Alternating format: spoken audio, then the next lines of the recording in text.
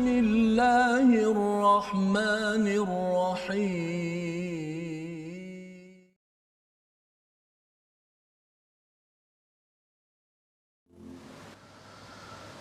أعوذ بالله من الشيطان الرجيم. بسم الله الرحمن الرحيم. الحمد لله رب العالمين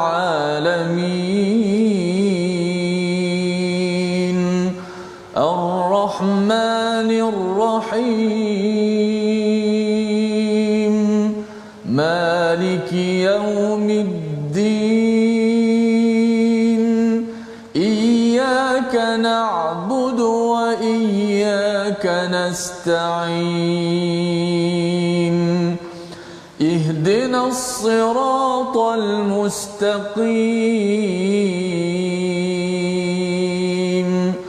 صراط الذين أنعمت عليهم غير المغضوب عليهم ولا الضالين.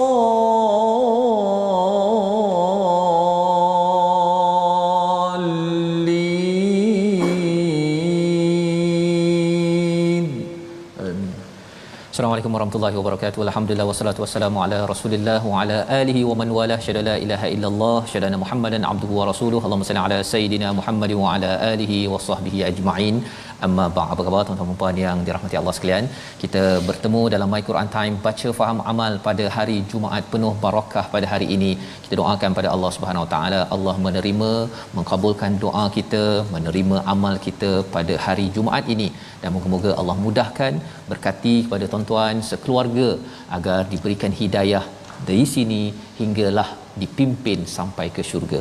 Pada hari ini kita akan mendalami kepada halaman 242 bersama Ustaz Tirmizi Ali. Apa khabar Ustaz? Baik Ustaz Fas, alhamdulillah. Khabar Ustaz Fas? Alhamdulillah. Macam mana Ustaz Surah Yusuf setakat ni?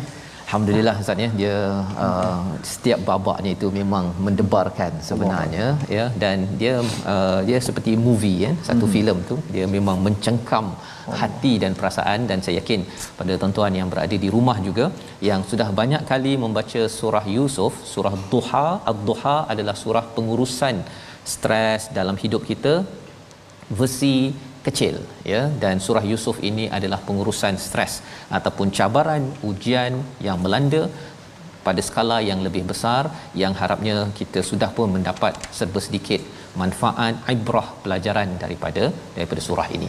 Kita hari ini Ustaz ya, kita nak membaca daripada halaman 242. Kita nak lihat dahulu apakah sinopsis ringkasan pada hari ini.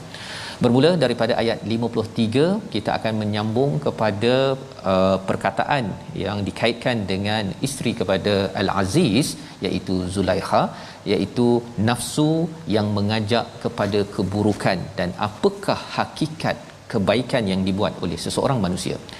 Dan terusnya pada ayat 54 hingga 57, bagaimana selepas itu Nabi Yusuf dipanggil oleh Al-Malik, oleh raja pada waktu itu, sebagai dan dilantik sebagai menteri keuangan ataupun yang menjaga khazanah bagi bumi Mesir pada waktu itu.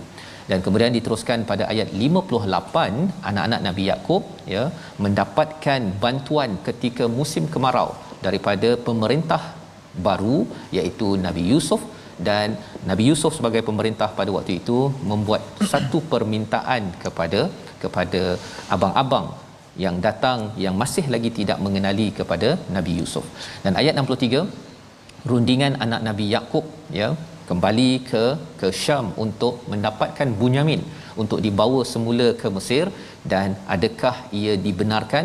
Kita akan baca bersama daripada ayat 53 hingga 58. Dahulu kita mulakan dengan doa ringkas kita. Subhanakala ilmalana illa ma 'allamtana innaka antal alimul hakim. Rabbi zidni ilma. Jemput tuan-tuan untuk share di Facebook dulu untuk pastikan rakan-rakan kita tahu hari ini hari Jumaat, hari kita akan berbincang tentang kisah Nabi Yusuf diangkat bertanggungjawab, take charge dalam kerajaan Mesir. Silakan Ustaz. Baik, terima kasih Fadil Ustaz Fazrul, penonton-penonton, sahabat-sahabat Al-Quran, teruskan share My Quran Time, baca faham amal, biar sahabat-sahabat kita di luar sana semua dapat bersama-sama dengan Al-Quran, kerana kita berada pada tempat yang sangat betul ataupun masa yang sangat betul. Kita tengah menghadapi situasi pandemik, ujian yang sangat besar. Tetapi surah inilah yang mengajar kepada kita bagaimana kita nak menghadapi ujian demi ujian. Babak seterusnya sudah pastilah graf hidup Nabi Allah Yusuf sedang meningkat naik. Kita nak baca daripada ayat ke 53 hingga ayat 58. 58. A'udzubillahi minasyaitanir. Wa ma ubarri'u nafsi innan nafsa la'ammaratun bis-su'i illa ma rahima rabbi inna rabbi ghafurur rahim.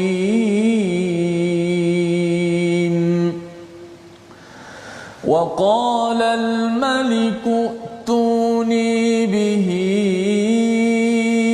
أستخلصه لنفسي فلما كلمه قال إنك اليوم لدينا مكين أمين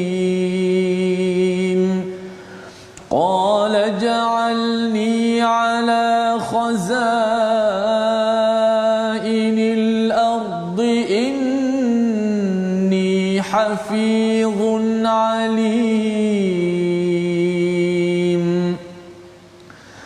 وكذلك مكنا ليوسف في الأرض يتبوأ منها حيث يشاء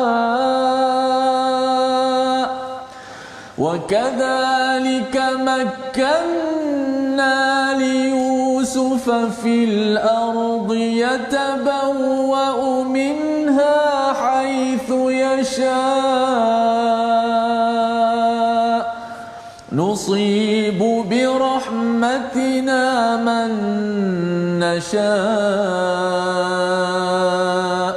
ولا نضيع أجر المحسنين ولأجر الآخرة خير للذين آمنوا وكانوا يتقون وجاء إخوة يوسف فدخلوا عليه فعرفهم وهم له منكرون.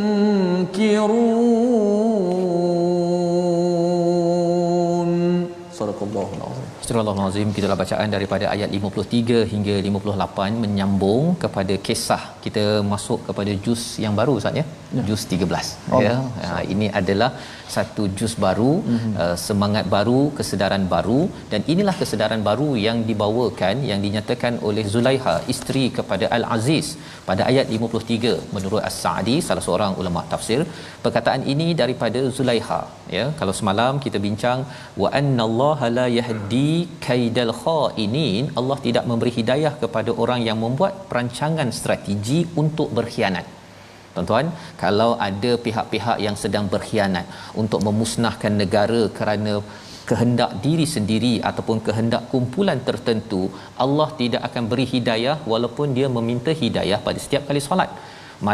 Malah kalau Allah beri hidayah, orang ini akan digagalkan sebagaimana gagalnya abang-abang Nabi Yusuf yang kita akan lihat babaknya pada juz baru ini, juga kepada isteri Al-Aziz, Imra'atul Aziz, apabila beliau nak buat keburukan, gagal, terbongkar kisahnya, maka beliau menyatakan wama ubarri'un nafsi, dan aku tidak mengatakan diriku bebas daripada kesalahan, kerana sesungguhnya nafsu itu selalu mendorong ke arah kejahatan kecuali yang diberi rahmat oleh Tuhanku.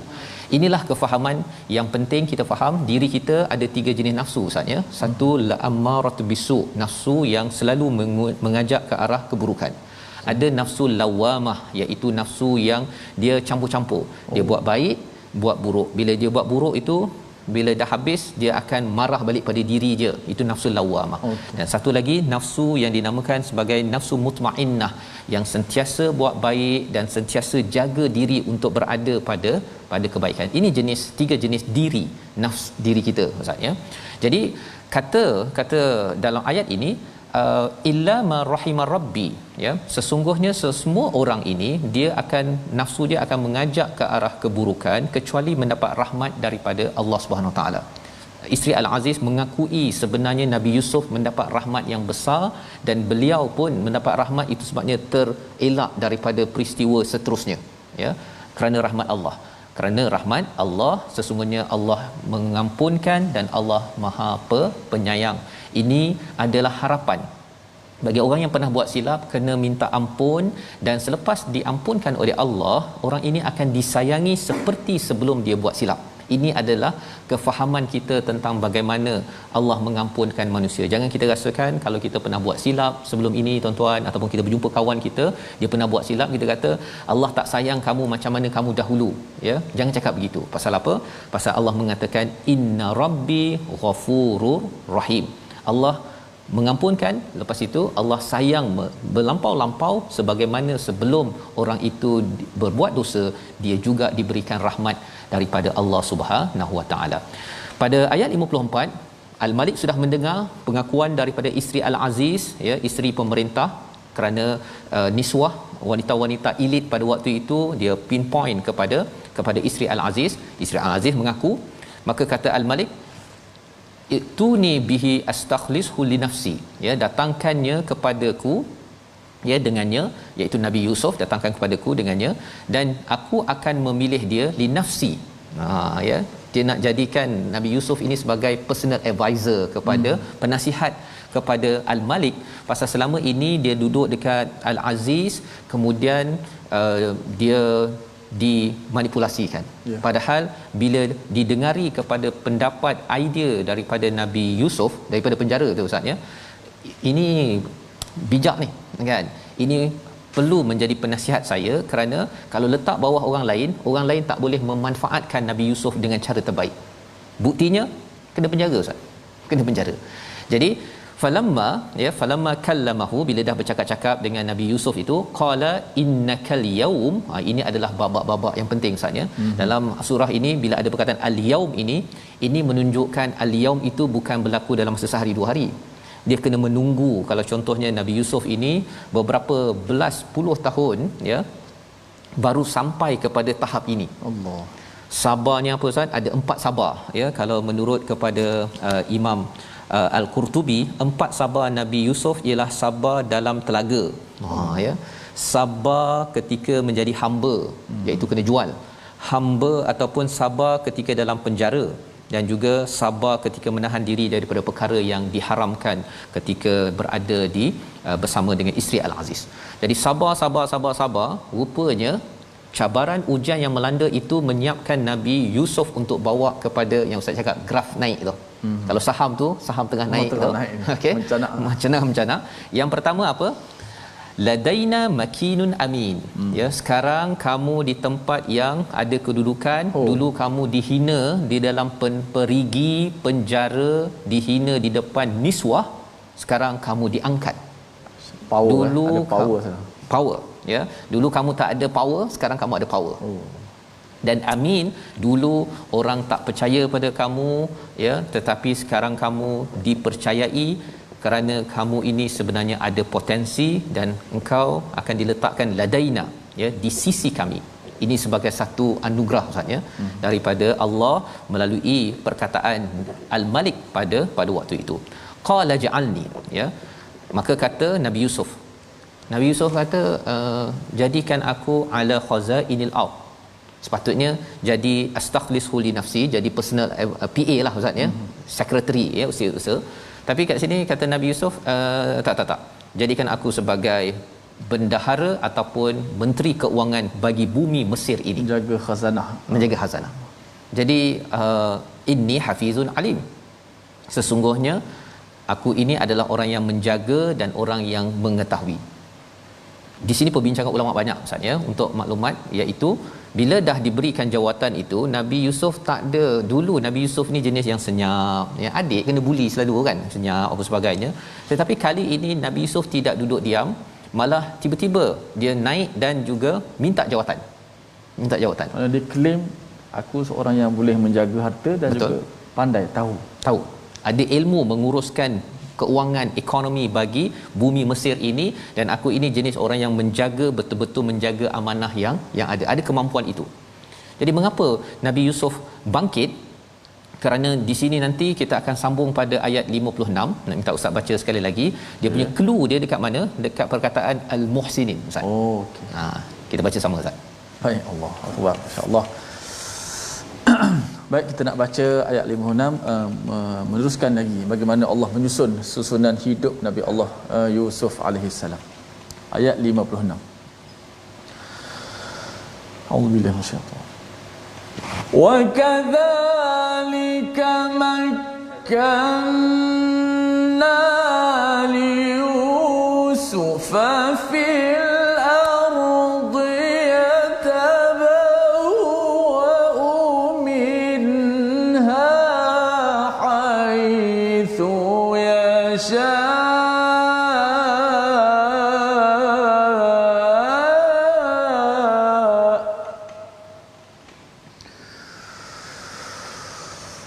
نصيب برحمتنا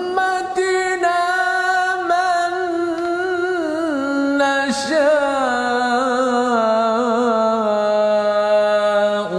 ولا نضيع أجر المحسنين.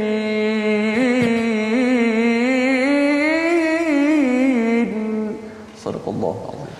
Surah Al-Azim ayat 56. Demikianlah kami memberikan kedudukan kepada Yusuf di negeri ini untuk tinggal di mana sahaja yang dikehendaki. Kami melimpahkan rahmat kepada siapa yang kami kehendaki, dan kami tidak mensia-siakan pahala orang-orang yang berbuat kebaikan.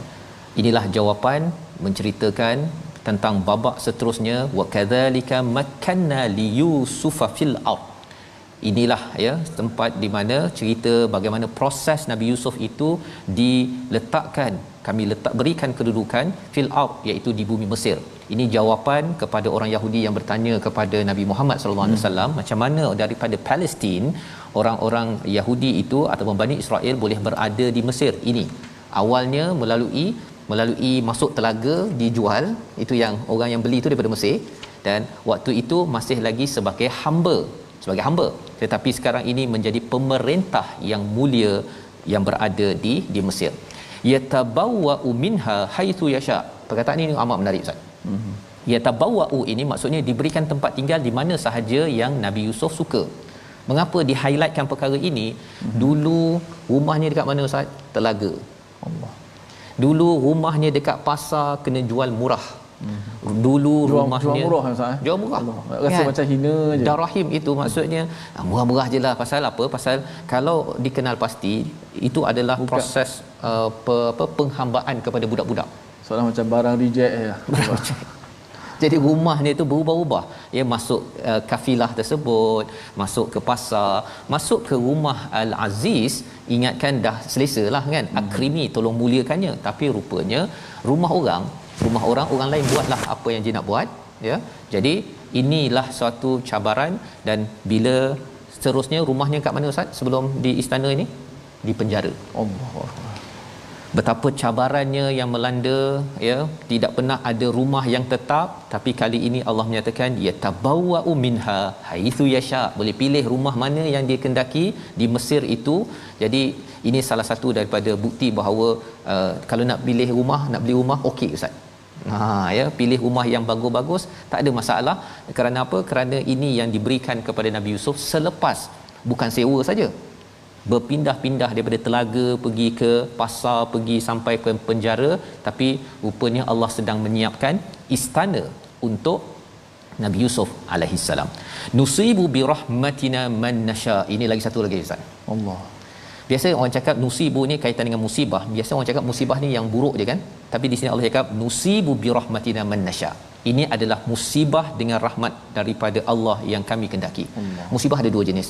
Satu musibah yang buruk, satu lagi musibah yang baik. Nusib itu maksudnya kalau ada panah tu, bila dia kena dekat bullseye tu yang titik tengah tu, itu namanya musibah.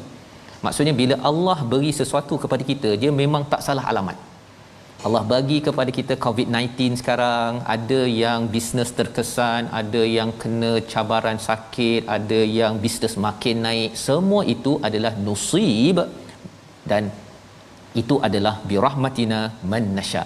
Ya, Allah beri kepada Nabi Yusuf. Sebenarnya Allah sedang menyiapkan Nabi Yusuf untuk mendapat rahmat, tapi dia punya ujian Ustaz yang tadi tu. Nak dapat rumah istana, sebelum itu rumahnya telaga, rumahnya pasar dalam kafilah, rumahnya penjara, zap naik ke atas. Itu adalah cara Allah menyusun.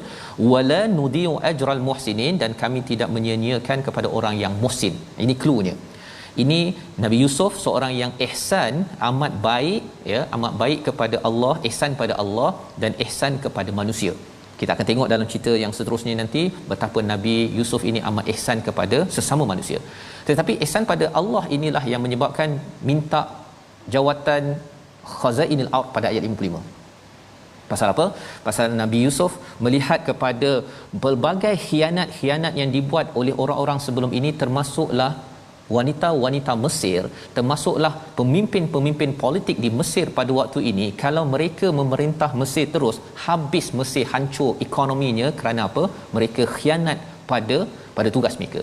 Jadi Nabi Yusuf kata, daripada mereka ni khianat, ya, baiklah aku dah tahu dah mimpi ini, cara nak menguruskan ekonomi, dah tahu dah teori-teori dia, baik aku yang datang take charge untuk menguruskan Mesir ini dengan bantuan daripada Allah Subhanahu Wa Taala. Nabi Yusuf melihat kepincangan berlaku dalam suasana ketika itu, dan sebab tu dia claim bahawa dia boleh laksanakan. Pasal dia cakap pada ihsan pada Allah, ya Allah engkau dah bagi aku macam-macam, kalau aku ni duduk humble, tak apalah, tak payahlah jadi pemimpin, tak payahlah cakap pada orang ramai, duduk jelah yang tak payah tegur-tegur. Sebenarnya answerable, beliau kena jawab di depan Allah, kamu diberikan ilmu, diberikan kemampuan berbanding dengan orang-orang yang rosak menguruskan negara ini. Maka Nabi Yusuf bangkit dan meminta jawatan tersebut. Jadi apakah lagi yang Allah nyatakan? Allah dah bagi rumah, Allah dah naikkan pangkat, tapi Allah cakap wala ajrul akhirah khairul lil ladzina amanu wa kanu yattaqun. Ganjaran di akhirat lebih baik, membawa kepada perkataan pilihan kita. Sama-sama kita saksikan. Sa'a ataupun sawa'a maksudnya melakukan keburukan 167 kali disebut dalam Al-Quran, dan inilah yang disebut oleh isteri Al-Aziz bahawa sebenarnya semua manusia nafsunya mengajak ke arah keburukan, kecuali kalau kita buat baik tuan-tuan, kita baca Quran, kita solat, sebenarnya ini adalah dengan rahmat Allah, bukannya milik kita semata-mata. Kita berehat sebentar, kita kembali semula My Quran Time, baca faham aman insya-Allah.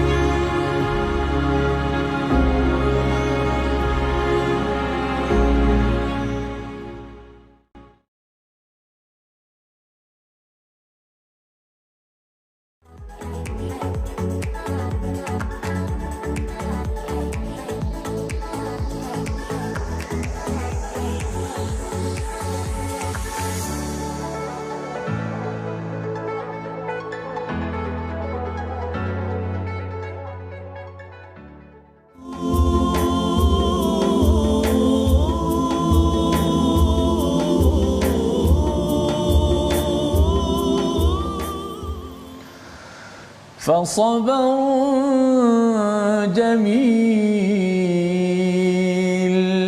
فصبر جميل فصبر جميل والله المستعان على ما تصفون. sabar itu indah, sabar itu cantik, dan Allah lah tempat kita memohon pertolongan. Alhamdulillah, penonton-penonton, sahabat-sahabat Al-Quran, kerana terus istiqamah setia dalam My Quran Time, baca, faham, amal. Inilah tema yang diangkat dalam surah Yusuf. Sabar yang disebut berulang kali dalam surah Yusuf ini, tetapi Allah gambarkan sabar itu indah. Sedangkan sabar itu dari sudut definisinya menahan sesuatu yang sukar, yang susah. Memang dia adalah sukar di permulaan, di awalnya susah, tapi di endingnya ataupun di hujungnya akan mendapat kebahagiaan dan kebaikan. Jom sama-sama kita sabar dalam kehidupan kita, bagaimana Allah Taala susun hidup Nabi Allah Yusuf alaihissalam sehingga sekarang ni maksudnya babak graf Nabi Yusuf makin naik, masya-Allah. Tajwid sikit pada hari ini kita nak melihat ulang kaji yang juga semalam berkenaan dengan istilah-istilah harakat-harakat. Bacaan Al-Quran ni bila panjangnya dia ada istilah-istilah dia, ada 2 harakat, ada 4 harakat, ada 5 harakat, ada 6 harakat. Maka kita nak mengenal istilah-istilah. Setengah orang tak pakai istilah. Dia cukup dah 2 harakat. Berapa harakat Ustaz? 4. Tengok pada slide ni. Okey, harakat adalah ukuran panjang bagi nada suara ketika melafazkan bacaan, yang mana istilah harakat hukumat terbagi pada 5 bahagian. 2 harakat dalam istilah tajwid, bacaan 2 harakat disebut sebagai qasr. Itu merujuk pada 2 harakat. Kalau kita sembahyang qasar kan, sembahyang jamak qasar. Qasar dalam sembahyang merujuk kepada 2 rakaat. Itu bukan 2 harakat. Itu merujuk qasar pada memendekkan, merujuk pada 2 rakaat. Adapun dalam tajwid qasar juga dipakai istilahnya, tapi merujuk kepada 2 harakat. Macam kita baca ma asli. Qala Yusuf, itu 2 harakat. You tu 2 harakat saja. Okey, seterusnya untuk 3 harakat, kalau 3 harakat disebut sebagai fuwaiku qasr, fuwaikul qasr. Fuwaik ini kalau ikut dalam bahasa Arab maksud dia sikit lagi. So qasru 2 tambah sikit lagi fuwaikul qasr, maksud dia merujuk kepada 3 harakat. Mungkin jarang kita dengar istilah ni. Untuk istilah bagi 4 harakat pula disebut sebagai tawassut, pertengahan. Sebab antara 2, 3, 4, 5, 6 tu ada yang ada bilangan harakat tu, tawassut tu duduk di tengah-tengah sekali. 4 harakat tu duduk pada bilangan yang di tengah sekali, maka diistilahkan 4 harakat tu sebagai tawassut. Adapun 5 harakat disebut sebagai fuwaikut tawassut. Sama macam tadi. Maksud dia kalau 4 harakat tawassut, 5 tambah sikit lagi jadi fuwaikut tawassut. Adapun 6 harakat disebut sebagai isba'. Ini bacaan paling panjang dalam Al-Quran lah. Ada 6 harakat disebut sebagai isba' ataupun disebut sebagai mat. Itu bacaan 6 harakat. Itu hanya istilah saja. Jangan kita rasa pening tak pernah dengar istilah ni. Tak apa. Yang penting kita tahu berapa harakat yang kita baca tu. Mana yang panjang 2 harakat, mana yang 4, mana yang 5, mana yang 6 harakat. So hari ni dapat istilah baru fuwaiku. Fuwaiku tu tambah sikit kalau orang Terengganu dia disebut tu fuwai. Puai. Sikit, kalau sikit tu dia istilah pada sikit puai maksud sikit. Seterengganu ni mendahului juga ni. Tapi kebetulan lah. Maknanya itu istilah-istilah dalam pengiraan mat. Lepas ni kita akan pergi satu demi satu berkenaan dengan tempo bacaan. Quran dia ada tempo dia sendiri. Dia tak sama dengan qasidah, dia tak sama dengan lain. Dia ada tempo, disiplin dia sendiri, panjang pendek baca Quran. Terima kasih ucapkan pada Ustaz Tirmizi yang menjelaskan tadi tentang mat Ustaz ya. Kita akan pergi satu persatu dan kaedahnya untuk sama-sama kita tidak sekadar mengikut naluri kita perasaan saja Ustaz ya. Dia ada disiplin yang tersendiri, ada ilmu, dan inilah yang diangkat di dalam surah Yusuf ini juga, bahawa ilmu penting Ustaz ya. Dengan ilmu maka Nabi Yusuf itu diangkat makinun amin ya. Tapi kalau ikut perasaan sahaja seperti abang-abang Nabi Yusuf, itulah yang berlaku kepada Imratul Aziz Zulaiha, maka itu yang menghancurkan kehidupan seseorang. Dan sebentar tadi kita sudah pun membaca daripada ayat 53 hingga ayat 58 di mana babak Nabi Yusuf diangkat ya. Makinun amin maksudnya diberikan tempat yang tinggi, jawatan, dan amin ada kaitan dengan kepercayaan, ada kaitan dengan aman Ustaz ya. Pasal selama ni tak aman pun hidupnya ya, di telaga tak aman, kemudian di pasar, kemudian di istana, di penjara tak aman, tapi kali ini Allah angkat sebenar-benarnya dengan keamanan. Tak ada dah musuh dalam kehidupannya. Kerana apa? Kerana dulu dia telah dimusuhi abang, dimusuhi oleh di dalam isteri Al-Aziz itu sendiri, dan juga sampai masuk ke dalam penjara. Maka bila dah jadi sebagai Khazainul Ard, sebagai menteri keuangan ya, menjaga perbendaharaan negara, maka pada ayat 58 wajaa ikhwatu Yusuf, abang-abang Nabi Yusuf datang, mereka masuk ya, dan yang mengenali mereka itu Nabi Yusuf, wahum lahu munkirun, tetapi mereka tidak sedar, tidak kenal kepada Nabi Yusuf. Dah lama Ustaz ya. Maksudnya ini berpuluh-puluh tahun. Kalau ikutkan kepada kisahnya ialah sekitar lebih daripada 20 tahun sudah berpisah. Allah. Ya, 20 tahun. Jadi abang mereka datang ini ketika bila? Ketika musim ekonomi merudum. Betul. Kan 7 tahun okey. Maksudnya Nabi Yusuf dah jadi menteri, okey, sila bekerja apa sebagainya. 7 tahun dah berlaku. Ini 7 tahun yang kedua. Semua kawasan-kawasan Mesir sampailah ke Syam itu tengah susah, maka mereka datang untuk meminta bantuan kepada siapa? Kepada kerajaan Mesir pada waktu itu yang dipimpin oleh Nabi Yusuf. Nabi Yusuf kenal mereka, tetapi mereka tidak kenal kepada Nabi Yusuf.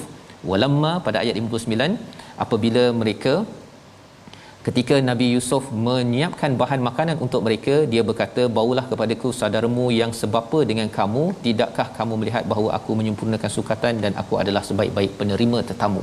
Macam mana tiba-tiba Nabi Yusuf cakap begini? Sebenarnya mereka minta lebih Ustaz. Mereka minta, maksudnya setiap ahli keluarga dapat lebih, dapat bahagian dia.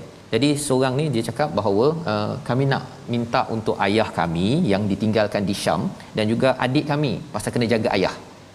Dia kata, Nabi Yusuf kata, okey, aku bagi pada kamu ya, dan juga untuk adik kamu, tapi kamu kena pastikan utuni bi akhil lakum min abikum, kena bawa adik kamu next year. Pada kali nak dapatkan bantuan lagi, sila bawa adik kamu. Ala tarawna anni ufil kaila wa ana khairul munzilin, pasal aku ini adalah orang yang menyempurnakan sukatan, dan aku ini adalah orang yang mengutamakan tetamu, beri hadiah anugerah kepada tetamu. Jadi aku ni akan buat yang terbaik, kata Nabi Yusuf. Mereka tak kenal lagi ini Nabi Yusuf ya. Nabi Yusuf cakap begini. Mengapa penting cakap begini? Kerana Nabi Yusuf ini bendahara yang bagus ya. Jadi apa yang berlaku ialah kita melihat perkara ini sebagai satu perkara yang penting. So kita nak baca terus Ustaz ayat 59 untuk kita terus tahu cerita ini. Betul. Baik, kita sambung ayat 59 hingga 63 untuk mengetahui macam mana lagi kisah-kisah bab-bab yang menarik seterusnya berlaku dalam suasana ekonomi yang tidak bagus, suasana kesempitan dan kesusahan rakyat ketika itu. Baik, auzubillahi minasyaitonir rajim.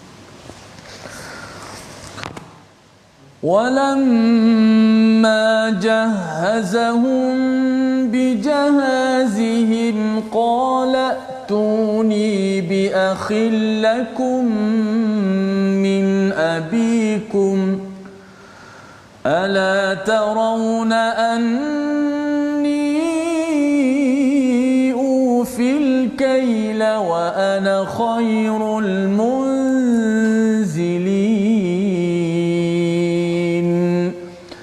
فَإِن لَّمْ تَأْتُونِي بِهِ فَلَا كَيْلَ لَكُمْ عِندِي وَلَا تَقْرَبُونَ قَالُوا سَنُرَاوِدُ عَنْهُ أَبَاهُ وَإِنَّا لَفَاعِلُونَ وَقَالَ لِفِتْيَانِهِ اجْعَلُوا بِضَاعَتَهُمْ فِي رِحَالِهِمْ لَعَلَّهُمْ يَعْرِفُونَهَا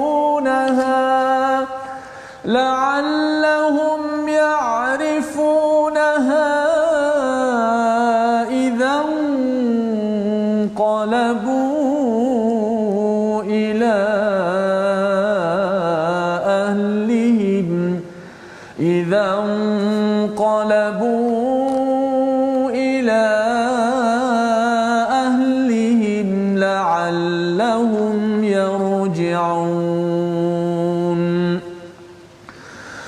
فلما رجعوا إلى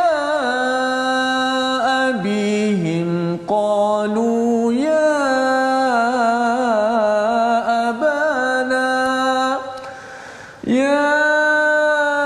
أبانا منع منا الكيل فأرسل معنا أخانا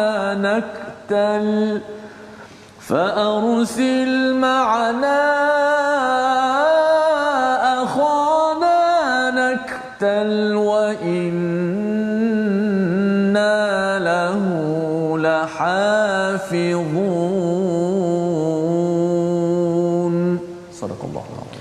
Surah Al-Azim, gitulah bacaan daripada ayat 59 hingga 63 yang sudah kita bincangkan Ustaz sedikit. Ayat 59 itu di mana Nabi Yusuf memberi bantuan kepada abang-abangnya tak kenal lagi, dan diberikan lebih kerana abangnya minta untuk ayah dan adiknya, dan Nabi Yusuf menyatakan sila bawa adik kamu pada tahun akan datang.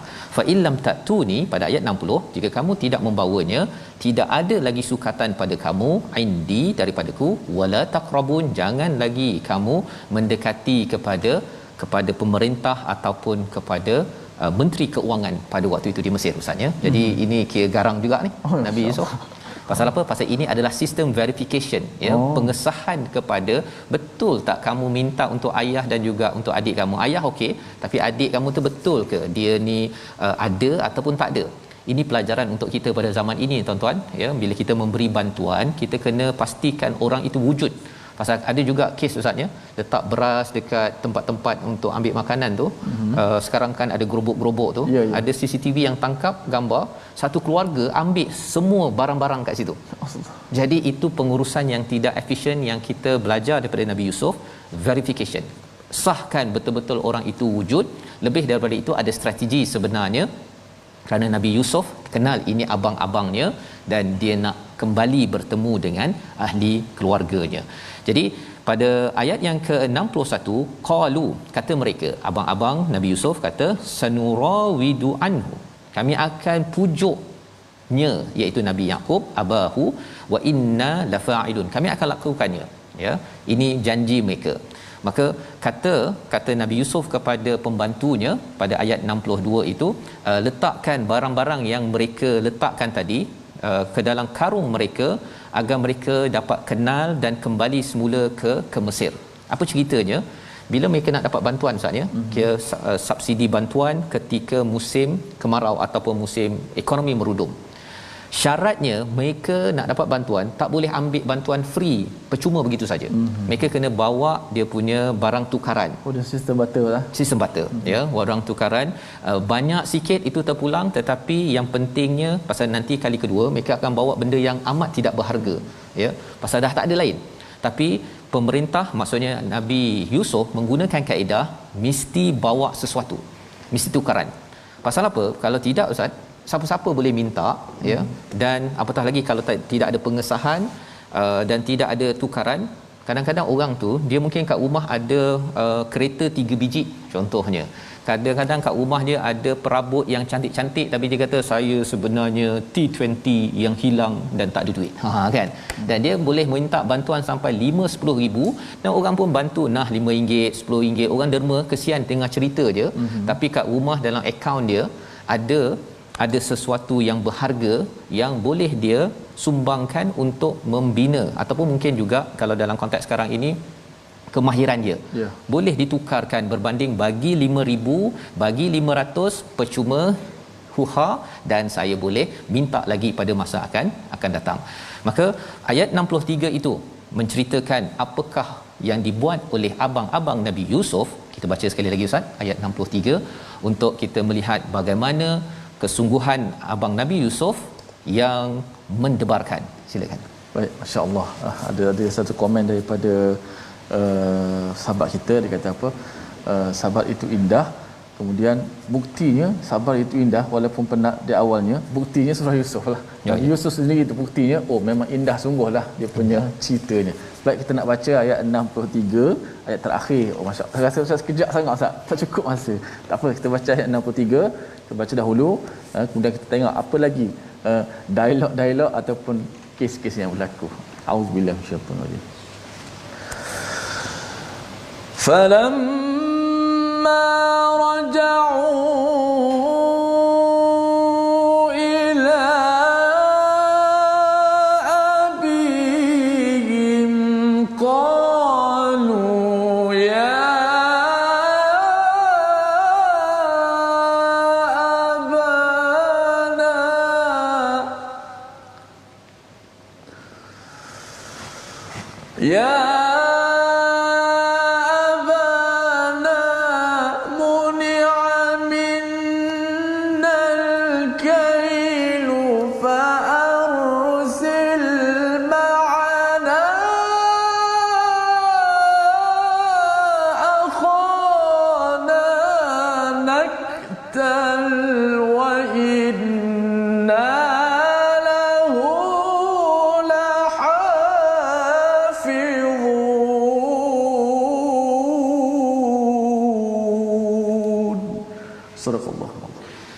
Azim, ketika mereka telah kembali kepada bapanya Yakub, mereka berkata, wahai ayah kami, kami tidak akan mendapatkan bantuan lagi jika tidak membawa saudara kami Bunyamin.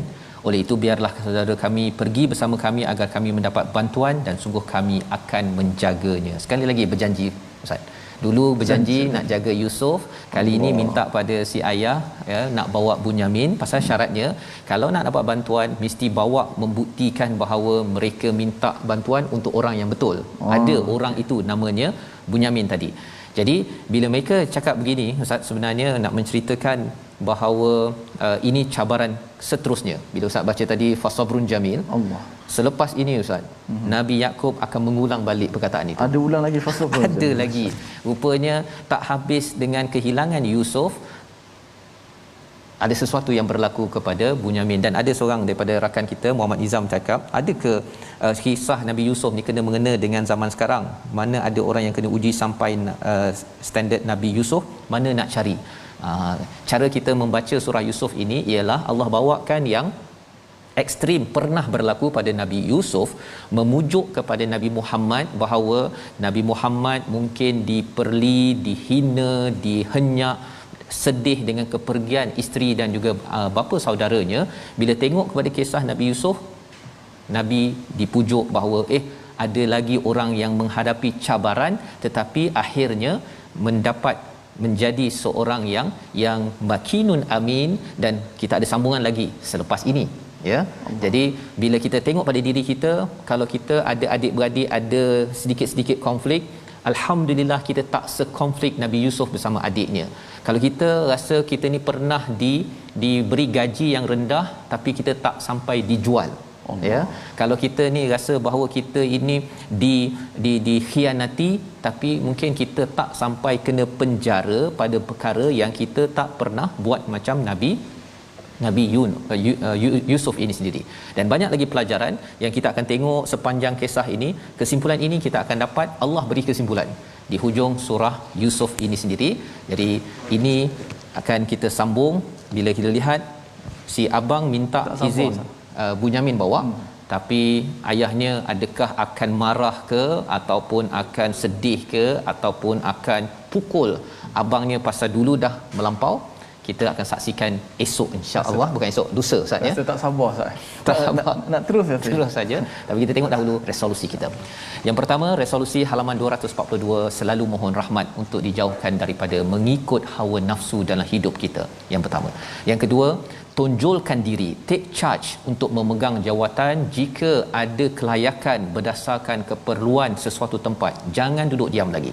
Yang ketiga, laksanakan strategi baik, take charge untuk menuju kebaikan, kerana strategi diperlukan untuk menuju kebaikan sebagaimana orang yang buat jahat juga mereka merancang strategi dalam kehidupan. Kita doa pada Allah, Allah jadikan kita orang yang bertanggungjawab, take charge. Silakan Ustaz. Inilah bila dikatakan Al-Quran sebagai penawar, sebagai syifa, sebenarnya inilah sifat kita bila kita bukan sekadar baca, bila kita tadabbur al-Quran. Inilah sebenarnya penawar untuk hati kita, untuk kita melepaskan diri daripada kesepitan dan kesusahan ini. Sama-sama kita berdoa.